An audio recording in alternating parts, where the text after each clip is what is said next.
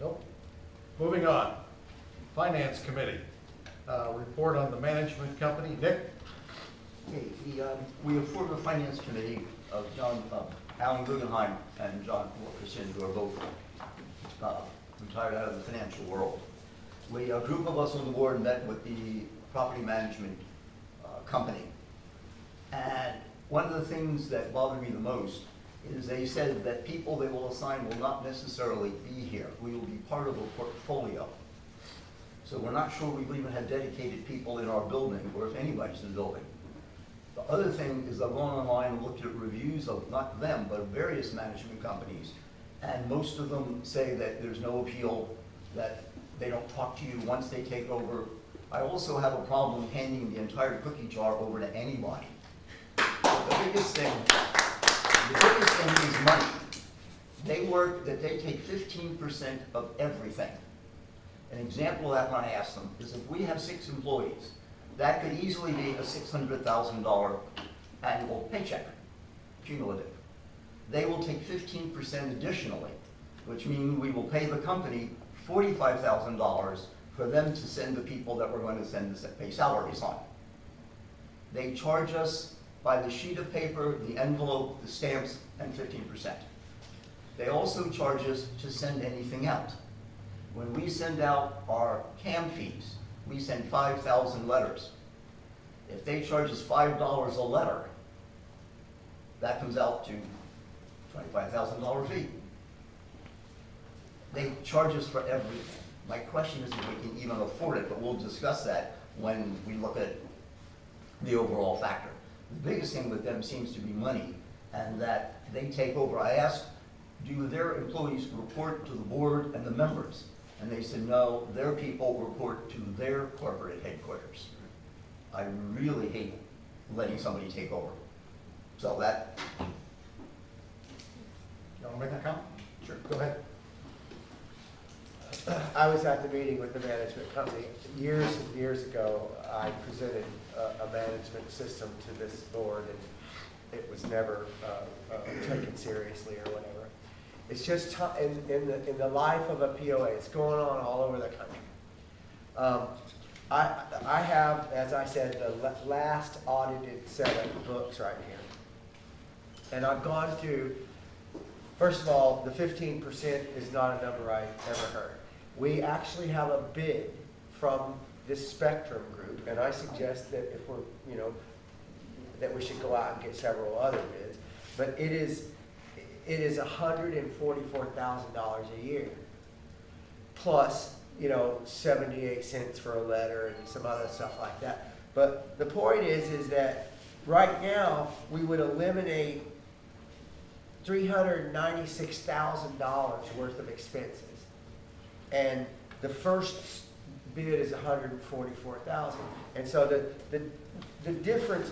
So we have to pay $1 for a letter. We're not going to get to $300,000 or $280,000. The difference between what we spend on running our own show today and what a management system would do. This is clearly not a popular thing with a few folks on this board, but we have not done the due diligence on it. And let's talk to another couple of companies. Apparently, there's some reviews on this Spectrum group that we talked to. Now, the truth of the matter is, this fellow that we interviewed last night works for one of these companies, and has for different ones for many years. And so he wants to come out of that system and go into a private system, which you become your own boss and stuff, which is interesting. But the numbers are nowhere near what Nick just said. And we have an actual written bid for $144,000. And if you go into page 14 of the audited deal, here's all the expenses related to employees and employment. And there's still, I left in building maintenance and that kind of stuff. And they absolutely have people on board and in our office. There's no question about that. It is, I'm sure, less personable than having our own thing going. But they absolutely work for the board of directors, and they will absolutely have on-board folks. It's something we just need to look at. I'm not talking about saving millions of dollars or anything. I'm talking about, I sat there and peppered them with questions, and good ones, about weird things that happen in our community, and some of the things like frankly, Mr. McFadden's requests for all this stuff. They've seen it all. They've absolutely seen it all, and they have answers for all of it. And I just think it's time we at least look at professional management. It's a professional deal. It's a private corporation, $1.77 billion a year in gross income. And it's the responsible thing to do. Look at the liability of the bulkheads. We don't have any answers for that. We could focus on stuff like that that's important and let all this administrative stuff go. That's using your noodle, people. Thank you, Carter. Thank you. All right, moving on. Treasurer's report. We have distributed our balance sheets, our profit loss. They're all marked draft, again, because we have no solid starting numbers. The numbers for the past few months are accurate, but the overall things are still a draft. I also included the financial statements, quarterly reports from Oxbow, which is our investment broker. We were told when I met with them that they've been sending it to us, but nobody seems to know where they ever went. So I'm now including those quarterly reports for everybody to see. As far as the accounts go, I want to give you some information on some of the banking changes that we've been looking at and why I'm going to ask for some help. One of the things is that at our accounts at UBS, their statements are difficult to read according to our CPA and our bookkeeper who resigned. They're a bit difficult to follow on that. A lot of our monies that are spread around are not federally insured. I'm going to move them to where they're all insured. I want to have them spread around so that everything is there. I want to put in that moving the accounts to one place so that all the statements come from one bank in the same format, and I want them all to arrive on the same day. Right now we get them on different days, which means you have to look at different dates and jiggle back and forth to balance things a couple times a month. I want everything one day at the same time. At the same time, if we have these accounts in one place, we can transfer monies from operating to investment back and forth, and you don't have to look at different banks and different dates. It's all on one consolidated form, so you can track every single money moving. This also makes it easier to check an invoice against the payment. It's all on one piece of paper. We've looked at a couple things. We haven't done it, but we're going to be talking about putting up direct deposit for employees. We're trying to look at having electronic banking, and so that checks will be scanned in our office. We never have to have somebody go to the bank physically every day. We can move money electronically and eliminate the paper chase, which makes it cleaner and easier to follow. I've been to American Bank, talked about the huge number of services they will give us, they offer us rather, that I want to talk over with the advisory committee, then present that to the board, and the board will discuss it with all of you and we'll decide what we want to do. A lot of their services, they will give us reduced fees because of the amount of money we pass through, and they have waived some of their fees. One of the things they do on one account, they allow 200 transactions a month. That means every single check is a transaction. I said most months that's just fine, but in the spring when CAM fees come out, that would be a huge overcharge, and we got that completely waived for the entire year. What I would like to do with this is to make a motion that we consolidate our monies to American Bank and Oxbow Financial Investment Company, to make life easier, cleaner, and make it absolutely obvious, transparent to everybody. Okay, a motion's been made. Is there a second? Before discussion, we have to have a second. I'll second it. Second. All right, open to discussion. Brent?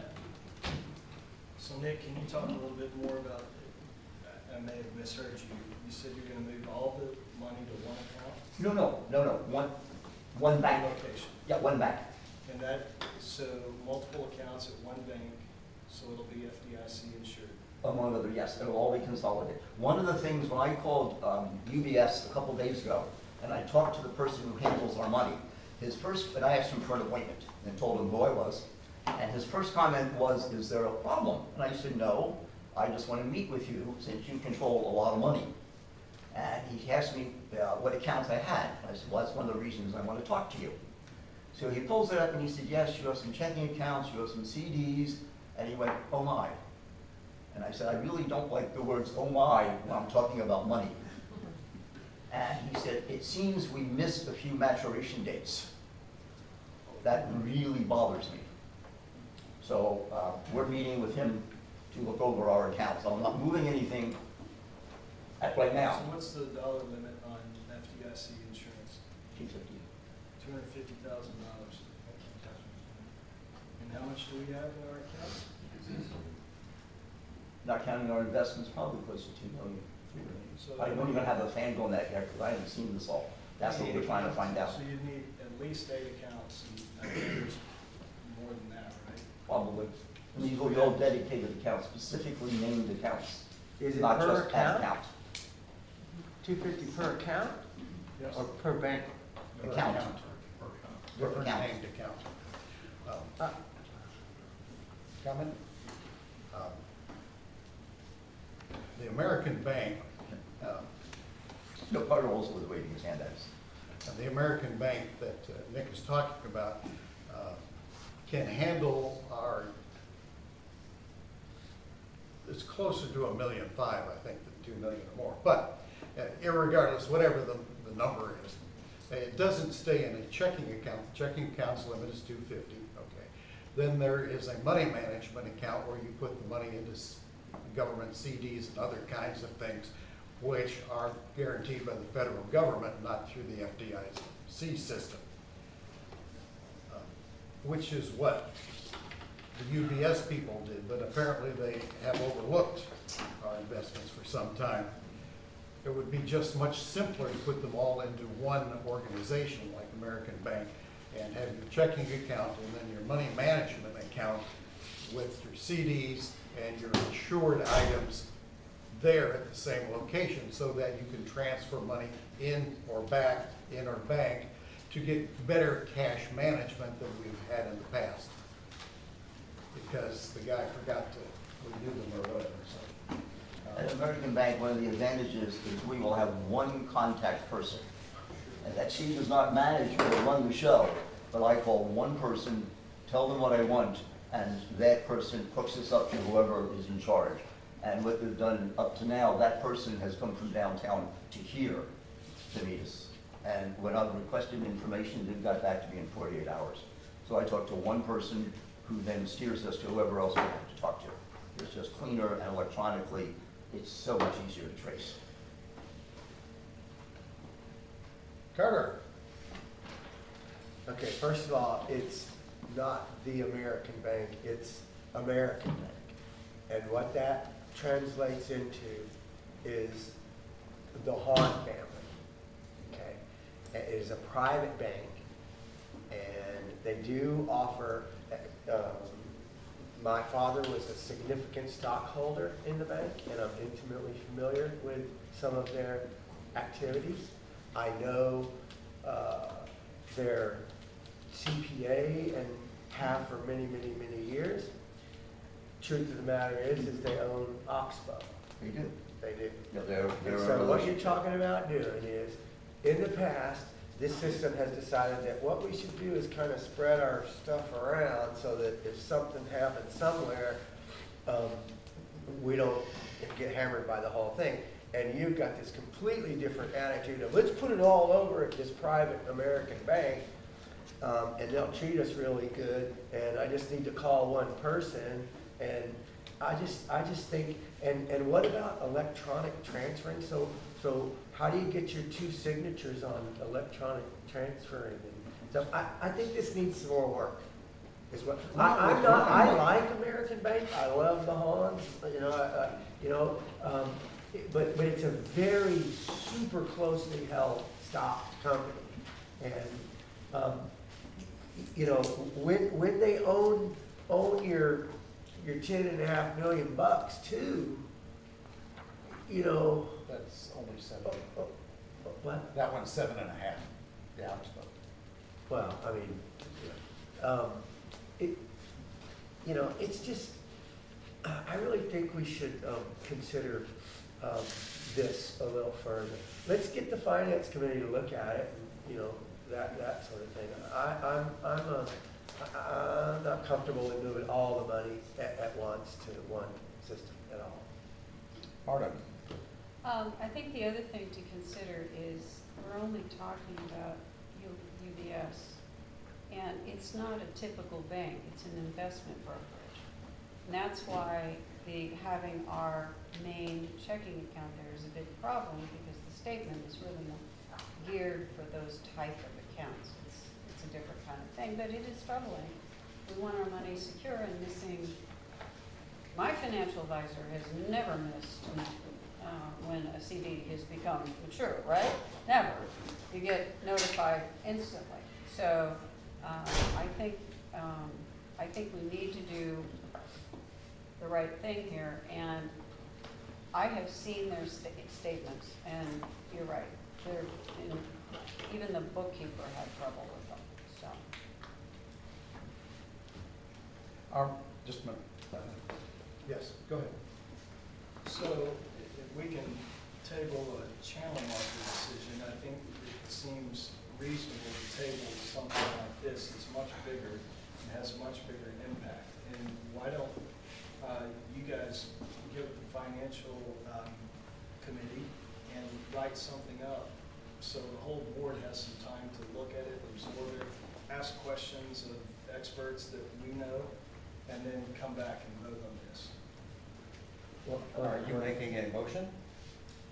Yeah, I'm in discussion. All right. So I just wanted to point out that this is the Oxbow report, and the return is 1.4%. And so, you know, being loyal to a bunch of dudes that you invest $8–10 million with that throw you 1.4%. Well, we don't have that much money with Oxbow. Our main money is with Oakley. That is Oxbow. Okay. That's the O. Oakley, it's Oxbow. Can you all speak a little bit louder, please? All right. Okay, so there's any more discussion with the motion before the chair is Nick's motion, Marta's second, to transfer the money. So on that, I'll propose to amend that motion and table this for 2 weeks for you guys to get together and write something so the board can come back next month and vote on it. Okay. Is there a second to the table? I'll second that. Second.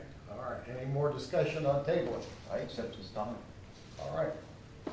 All in favor of tabling for, what was it, 2 weeks? Is that what you're saying? And we'll vote on it Last next. thing, once we put that, is Alan will be out of town for a week and a half. Could you give me a little bit longer? How about the next board meeting? Yeah. Is that accept, and that's the reason, I'm not delaying you. We'll get a report in two or He three won't be back for a week and a half. 3 weeks. Oh, by Three and a that. half Yeah, give me a weeks, little something bit, before give me the- more than half a week when he gets back Something in town. before the next Yes, board There's meeting. no certainly hurry, by but that, it's yes, good. I'll buy that. Same. I'm not All worried, right. he just won't be here. So the Thank motion you has for been called. bringing bank stuff to the board. There's a motion to table Nick's motion for how many days, weeks, till the next board meeting? Yes. All right. All those in favor of tabling, raise your hand. Yeah, I'll go along with it. All right. So motion carries, it's tabled.